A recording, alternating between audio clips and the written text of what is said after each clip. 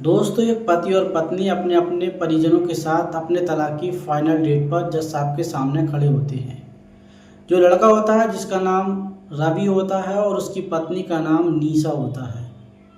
जो जज साहब होते हैं वह रवि से कहते हैं कि तुम तलाक के लिए सहमत हो। तो जो लड़का होता है वह तलाक की सहमति जताते हुए जज साहब से कहता है कि मैं सहमत तो हूँ। इसके बाद जज साहब उसकी पत्नी नीसा से पूछते हैं क्या तुम इस तलाक के लिए सहमत हो।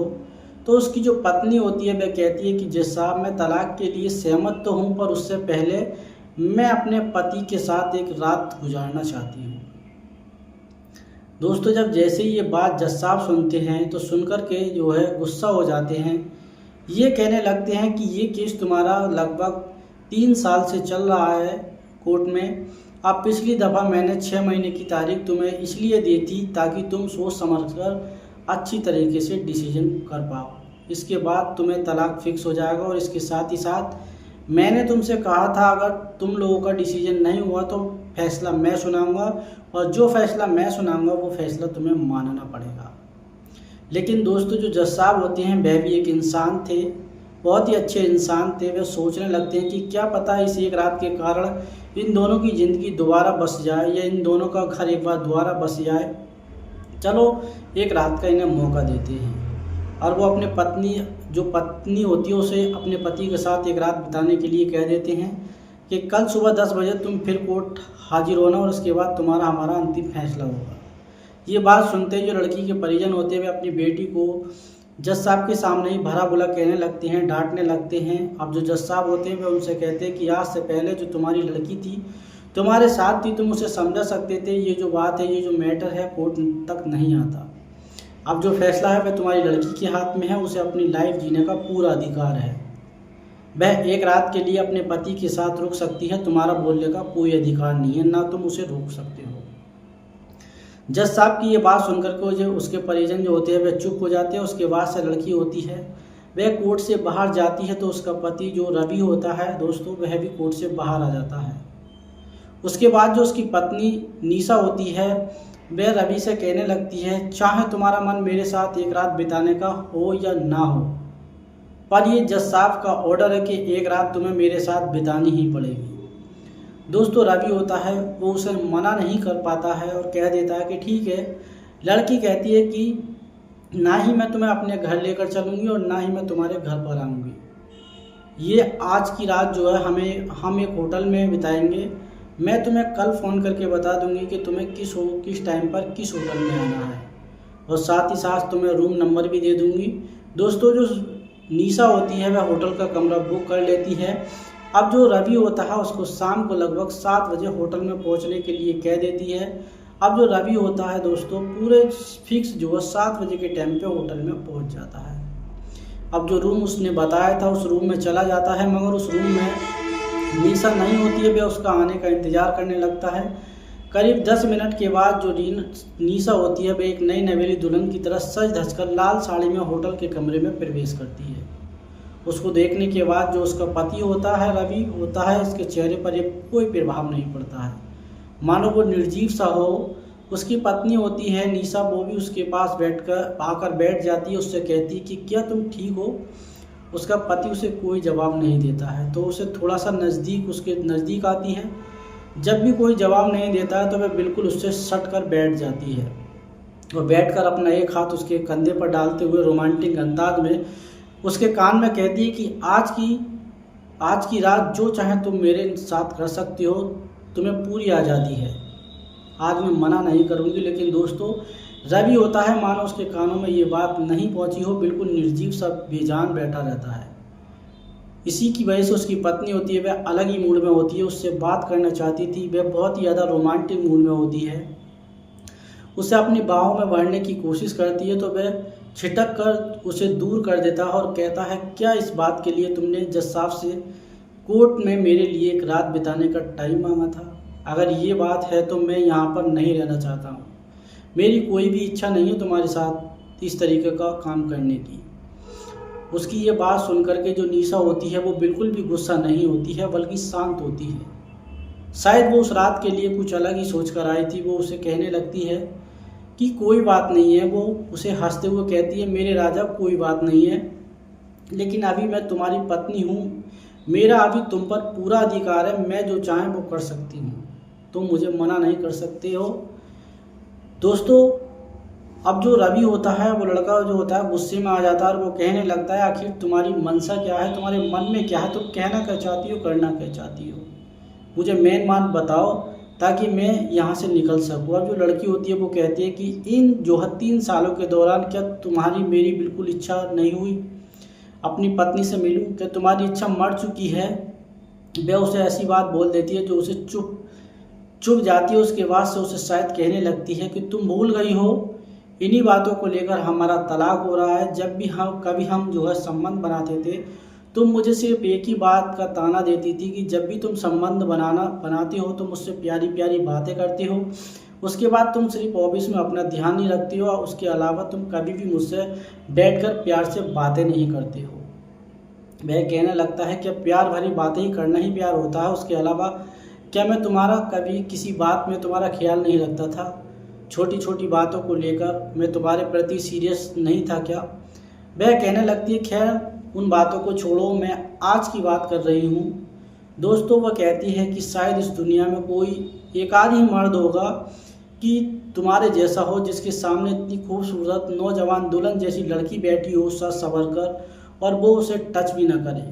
लेकिन दोस्तों, वो साफ शब्दों में कह देता है, मैं तुम्हारे साथ कोई भी काम नहीं करना चाहता हूँ। तुम्हें याद नहीं क्या तुम भूल चुकी हो, तुमने मुझसे क्या कहा था। तुमने तो ये कह तक डाला था कि मर्द को औरत से सिर्फ एक ही चीज़ चाहिए होती है, और जब वह चीज़ मर्द को मिल जाती है उसके बाद वह औरत की जात भी नहीं पूछता, ना उसका हालचाल पूछता। आज तुम खुद ही मेरे पास चलकर आई हो, मेरे साथ क्या करना चाहती हो, आखिर तुम खुलकर बताओ।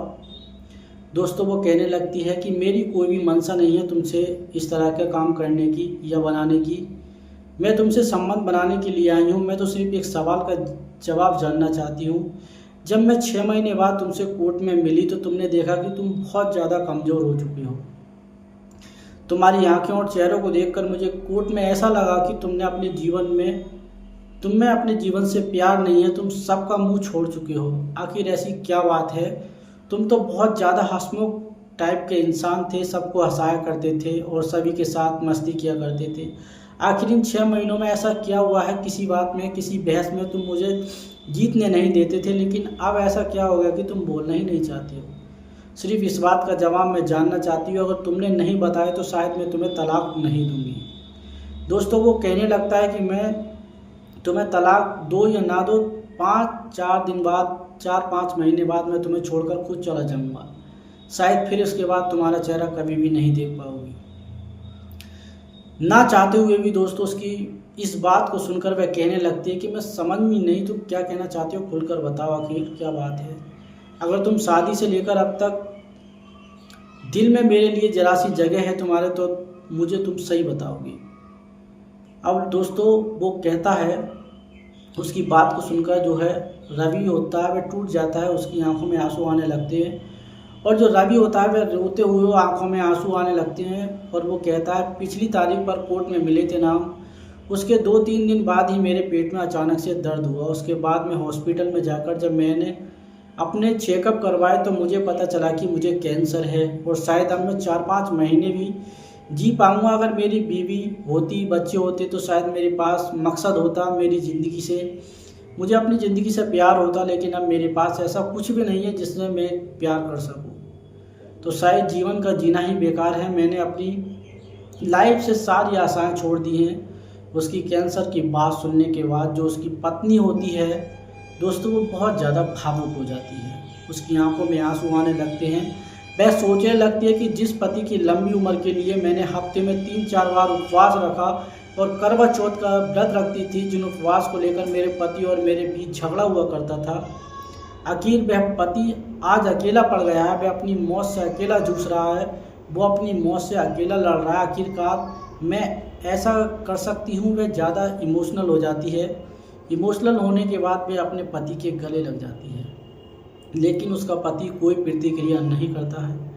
उसने जो सोच रखा था कि इस जीवन में अब मुझे नहीं जीना है, अब इसका जो पति होता है उसको कहने लगता है कि अब तुम्हें पता चल गया है जो तुम जानना चाहती हो कि मैं कमज़ोर क्यों हूँ, मैंने जीवन से प्यार ख़त्म कर दिया है, तो अब मैं जा सकता हूँ। वो कहती है कि हाँ, तुम अभी नहीं जा सकते हो, सुबह के 6 बजे तक तुम मेरे पास रहोगे और रहना पड़ेगा, ये जज साहब का हुक्म है। उसके बाद अगली सुबह होती है, 10 बजे का टाइम होता है। जज साहब के सामने पेश होकर अपने बयान भी देते हैं ताकि हमारा तलाक हो सके और इसके बाद शायद मैं ज़िंदगी में तुम्हें कभी नहीं मिल पाऊँगी। एक बार फिर तुम्हारे पास मौका है, तुम जो चाहो मेरे साथ कर सकते हो, मैं मना नहीं करूँगी। मगर दोस्तों, जो रवि होता है उसका मूड बिल्कुल ख़राब होता है, बहुत ज़्यादा उदास होता है, वह कमज़ोर भी होता है। वह कह देता है मेरा बिल्कुल भी मूड नहीं है, मैं तुम्हारे साथ कुछ नहीं करना चाहता हूँ। दोस्तों, अब वे दोनों बेड पर एक दूसरे से दूरी बनाकर लेट जाते हैं। दोनों अतीत की बातें याद करने लगते हैं जो उनकी लाइफ स्टाइल में घटना घटित हुई थी। अब जो प्यार के लम्हा थे, जिन बातों को लेकर दोनों जो है छोटी छोटी लड़ाइयाँ हुआ करती थी, जिन बातों को लेकर उनके बीच में तलाक हो रहा था, वे सभी बातें दोनों जो अपने मन में याद कर रहे थे। फिर इन दोनों के बीच में बहुत तेज़ झगड़ा हो जाता है। झगड़ा होने के बाद वो एक दूसरे से रूठ जाते हैं। अब जो निशा होती है वो उसे पीठ फेर कर सो जाती है। अब जो रवि होता है वो भी उसे पीठ फेर कर सो जाता है। मगर दोस्तों, ऐसे ही माहौल में आप भी जानते हो कि नींद किसे आए, दोनों अपनी आंखें बंद करके सोच में पड़ जाते हैं। करीब सुबह के 6 बज जाते हैं। अब जो निशा होती है वो उठकर उसे कहती है कि अब चलने का टाइम हो गया, आज के बाद मैं तुम्हें कभी दोबारा नहीं मिल पाऊंगी, हमारा तलाक हो जाएगा। अभी भी तुम्हारे पास टाइम है, मैं अभी भी 1 घंटा तुम्हें दे सकती हूँ। अगर तुम कुछ कहना चाहो या कुछ करना चाहते हो अपनी तरफ से दोस्तों, तो मेरे साथ कर सकते हो। दोस्तों, वो मना कर देता है। वह कहता है कि मुझे कुछ नहीं कहना ना करना है। वो कहती है कि चलो ठीक, 10 बजे हम कोर्ट में मिलते हैं, उसके बाद हमारी ज़िंदगी का अंतिम फैसला हो जाएगा। हम दोनों जो है रास्ते अलग अलग हो जाएंगे हम दोनों के। मैंने जो तुमसे पूछना था, वो बातें करनी थी, वो कर ली। मेरे दिल के सवाल थे जो मुझे आंसर मिल चुका है। दोस्तों, वे दोनों अपने अपने घर चले जाते हैं। 10 बजे के करीब दोनों अपने अपने परिजनों के साथ कोर्ट में जज साहब के सामने खड़े होते हैं। अब जो जज साहब होते हैं वो भी एक नई एनर्जी के साथ सुबह सुबह कोर्ट में आते हैं, ये सोचते हुए कि शायद आज उस कपल का मिलन हो जाए। एक रात एक दूसरे के साथ बिताने के बाद शायद वो एक दूसरे के हो जाए और ये जो तलाक है आज कैंसिल हो जाए। इस बात की आशा करते हुए वो जज साहब जो होते हैं अपने मन में आते हैं। वो रवि से पूछते हैं क्या तुम अभी तलाक लेना चाहते हो?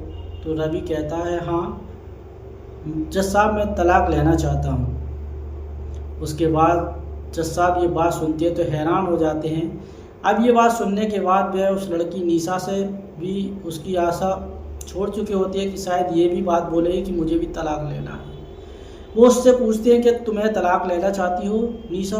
अब जो निशा होती है वह कहती है कि जज साहब, मैं तलाक नहीं लेना चाहती हूँ, मैं अपने पति के साथ रहना चाहती हूँ, चाहे ये मुझे अपने साथ रखें या ना रखें, मैं ज़बरदस्ती इनके घर रह लूँगी, मगर मैं इनको छोड़कर नहीं जाऊँगी और इन्हीं के साथ रहना है। मैं दुख की घड़ी में इनका साथ देना चाहती हूँ, इन्हें अकेला नहीं छोड़ना चाहती हूँ। जब मैं इनके घर में नई दुल्हन बनकर आई थी तो मैं हफ्ते 3-4 बार उपवास रखा करती थी ताकि मेरे पति की लंबी उम्र हो और इन्हीं कोई भी रोग ना हो, इनका स्वास्थ्य बिल्कुल सही रहे। मगर आज इनको कुछ ऐसी दिक्कत है, अगर उस दिक्कत में मैं इनके साथ नहीं होंगी तो शायद ऐसे ही दुख में चले जाएंगे और उसका पछतावा आप मैं ज़िंदगी भर नहीं भूल पाऊंगी। जज साहब कहने लगते हैं कि ऐसा क्या दुख है, ऐसी क्या परेशानी है तुम्हारे पति को, ऐसी क्या बीमारी है इनको जिसके कारण तुम इतनी बदल गई हो। वो कहने लगती है कि इन 2 दिनों के दौरान जो मैंने देखा था शायद मैंने पूरी ज़िंदगी में अनुभव नहीं किया, इसी कारण मैं अपना फैसला बदल रही हूँ। वह कहती है कि मेरे पति को पेट का कैंसर है, इस दुख की घड़ी में मैं उनके साथ रहना चाहती हूँ। उसके बाद चाहे मेरे साथ कुछ भी हो। ये बात सुनते हैं जो लड़की के माता पिता होते हैं वे नाराज़ हो जाते हैं, कहने लगते हैं कि जब तुम्हें पता है कि इसको कैंसर है, थोड़े दिनों में ये भगवान को प्यारा हो जाएगा,